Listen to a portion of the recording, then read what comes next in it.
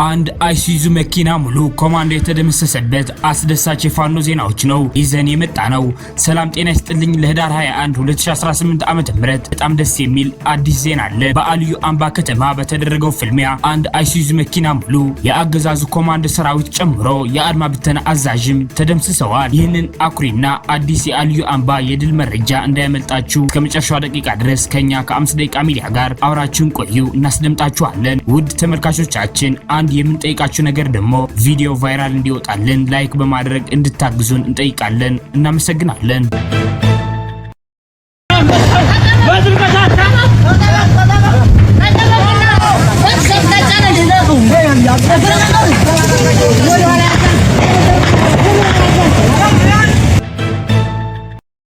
ሰበር ዜና። ጤና ይስጥልን ውድ የ5 ደቂቃ ሚዲያ ተከታታዮች፣ የዕለቱ አዳዲስ የፋኖ ትግሎችና አንኳር ነጥቦች በዚች በ5 ደቂቃ ጊዜ ውስጥ አጠር አድርገን ልናቀርብላችሁ መጥተናል። በቅድሚያ አርዕስተ ዜናዎች እናስደምጣችሁ። ፋኖ ለወራት ያሰለጠናቸውን ሰራዊቶች በትናንትናው ዕለት በደማቅ ሁኔታ አስመርቀዋል። ተጨማሪ ያለን ታደምጡታላችሁ።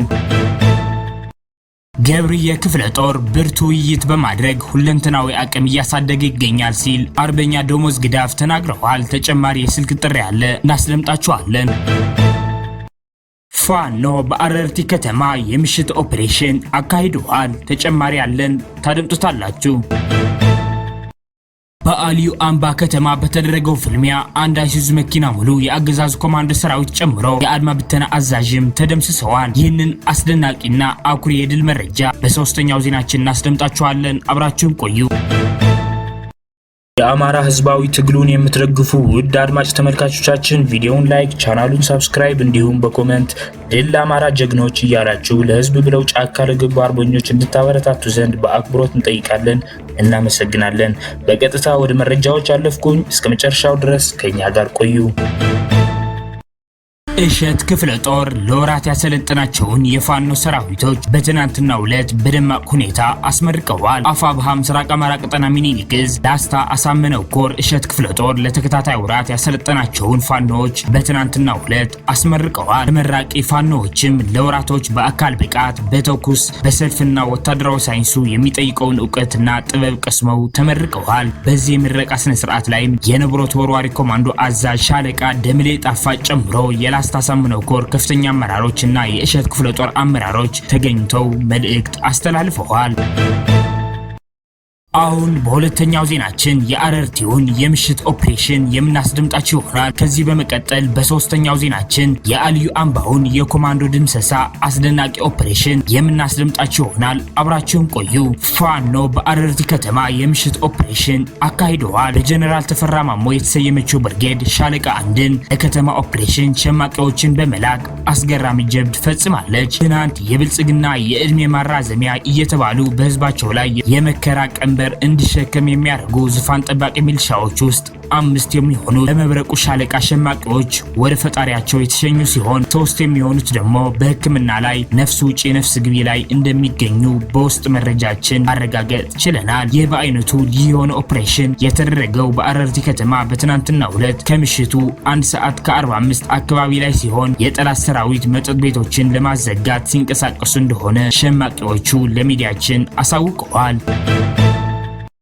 ወደ ሶስተኛው ዜናችን ስናሳልፋችሁ በአልዩ አምባ ከተማ በተደረገው ፍልሚያ አንድ አይሱዙ መኪና ሙሉ የአገዛዙ ኮማንዶ ሰራዊት ጨምሮ የአድማ ብተና አዛዥም ተደምስሰዋል። በአንኮበር ወረዳ አልዩ አምባ ከተማ በሸዋ ጠቅላይ ግዛት ዕዝ መሐመድ ቢሆነኝ ኮር ስር የሚገኙት ጣይቱ ክፍለ ጦርና ወንዱ አስቻለው ደሴ ክፍለ ጦር በተወጣጡ ሻለቆች ላይ በተደረገ ፍልሚያ በጠላት ላይ ከፍተኛ ጉዳት ማድረስ ተችለዋል። በአንኮበርና አልዩ አምባ ከተማ መካከል የምትገኘው ልዩ ቦታው ጥዳምባ የሚባል ቦታ ላይ ለእገዛ የመጣ የአገዛዙ ኮማንዶ አንድ አይሱዙ ሙሉ ተደምስሰዋል። በተጨማሪ በአልዩ አምባ ከተማ በተደረገው ፍልሚያ የአድማ ብተና አዛዥ የሆነው አማራ የተባለ ጸረ አማራ የአገዛዙ ቀኝ እጅ በጀግኖቹ ከባድ ጉዳት ደርሶበት በከፍተኛ ሕክምና ላይ ይገኛል። እንዲሁም አንድ የአድማ ብተና የሻምበል አመራር በአናብስቶቹ አፈሙዝ በደረሰበት ምት አንገቱ ላይ ተመቶ በህይወትና በሞት መካከል እንዳለ ለማረጋገጥ ተችሏል። ጥዳምባ የምትባል ቦታ ላይ አንድ አይሱዙ ሙሉ ከተደመሰሰ ውጪ በተጨማሪ በአልዩ አምባ ከተማ በነበረው ፍልሚያ በጠላት በኩል በውስጥ በደረሰን መረጃ መሰረት 13 የአገዛዙ ጥምር ጦር እስከ ወዲያኛው የተሸኙ ሲሆን 18 የሚሆኑ ከባድ ቁስለኛ ተደርገዋል። ገብርዬ ክፍለ ጦር ብርቱ ውይይት በማድረግ ሁለንተናዊ አቅም እያሳደገ ይገኛል ሲል አርበኛ ደሞዝ ግዳፍ ተናግረዋል። ተጨማሪ የስልክ ጥሪ ያለ አድምጠነው እንመለስ። በተለይ በሰዴ ሙጃ ወረዳ በገብርዬ ክፍለ ጦር በግዙፉ ገብርዬ ክፍለ ጦር ውስጥ የነበሩ የብርጌድ አባላቶችን የማጠናከር ስራ ስትሰሩ እንደሰነበታችሁ ይታወቃልና አጠቃላይ እንዲያው ገብርዬ ክፍለ ጦር ውስጥ ያለበት ቁመና አሁን ላይ እንዴት ይገለጻል ባንተ አንደበት? መልካም ወንድም፣ ገብርዬ ክፍለ ጦር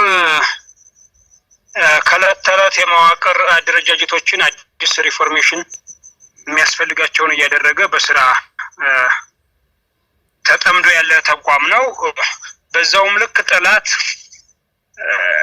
በይህ አዲስ ዓመት በ2018 ብቻ ከ7-8 በላይ አፈናዎችን ለማድረግ ሞክሯል። ባንዱም አልተሳካለትም።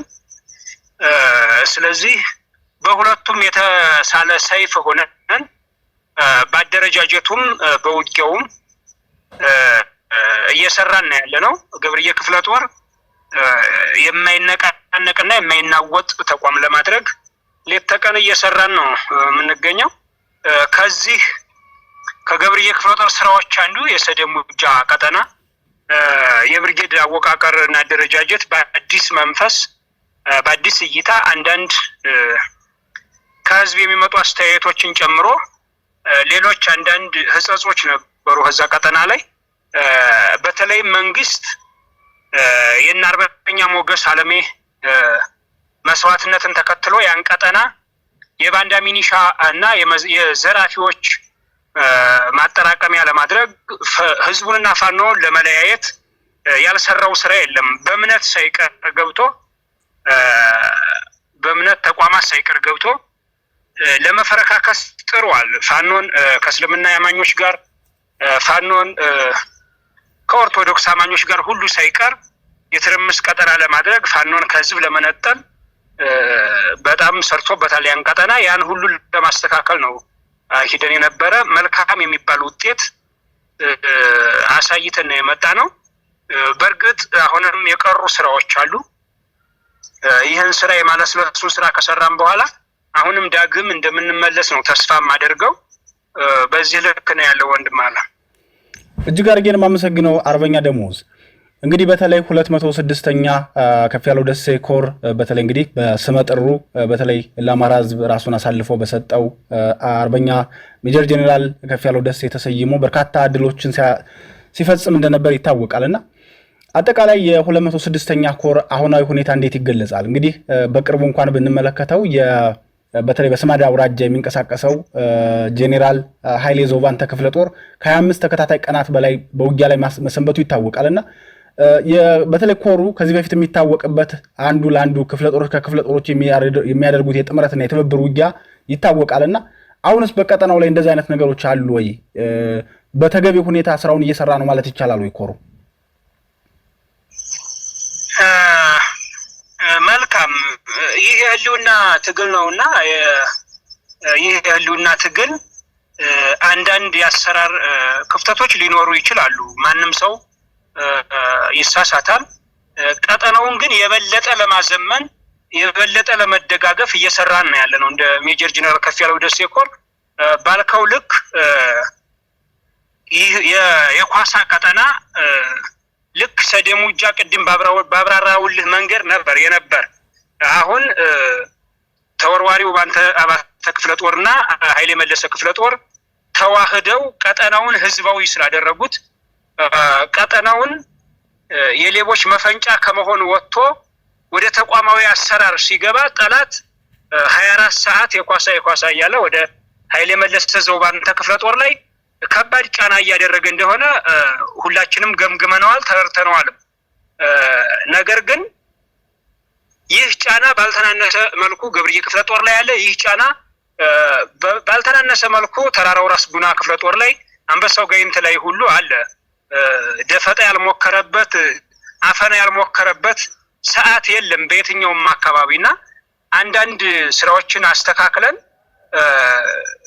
ጠላት ከናካቴውም የሚመታበትን ፍጹም የሚመታበትን ካልመቱት ስለማይመለስ ጠላት ፍጹም የሚመታበትን ስትራቴጂ እየነደፍን ነው ያለነውና በዛ ልክ ነው የምገልጸው። ዛሬን ጨምሮ ሰሞኑን በሸዋ ጠቅላይ ግዛት በዙም እንዲሁ አጠቃላይ በቀጠናው ከባድ ውጊያ ሲካሄድ ሰንብቷልና እንዲሁ እስኪ አሁናዊ የውጊያ መረጃዎችን አድርሰን። መልካም አመሰግናለሁ ይርጋ። እንግዲህ እንዳልከው በተለይ ሰሞኑን በሸዋ ጠቅላይ ግዛት በሁሉም ቀጠናዎች ከጠላት ጋር ከፍተኛ ትንቅንቅ ሲደረግ ቆይቷል።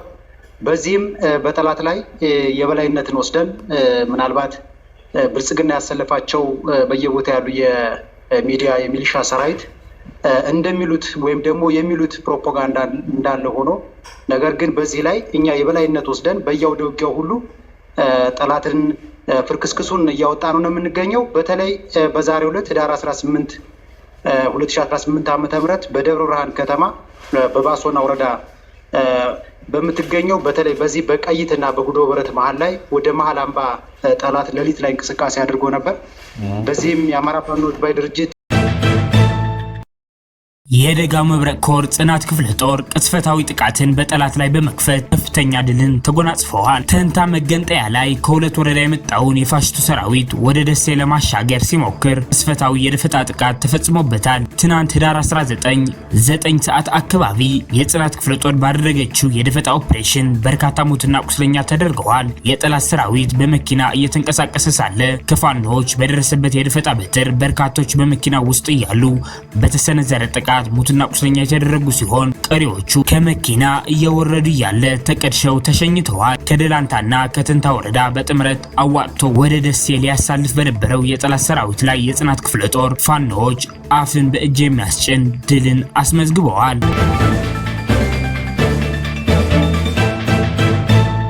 አድማጭ ተመልካቾቻችን ለሰዓቱ የነበሩን የ5 ደቂቃ ዜናዎች እነዚህን ይመስላሉ። በቀጣይ የምንሰራቸው ዜናዎች እንዲደርሷችሁ ቻናሉን ሰብስክራይብ በማድረግ እንዲሁም የደወል ምልክቷን በማብራት ቤተሰብ እንዲሆኑ እንጠይቃለን።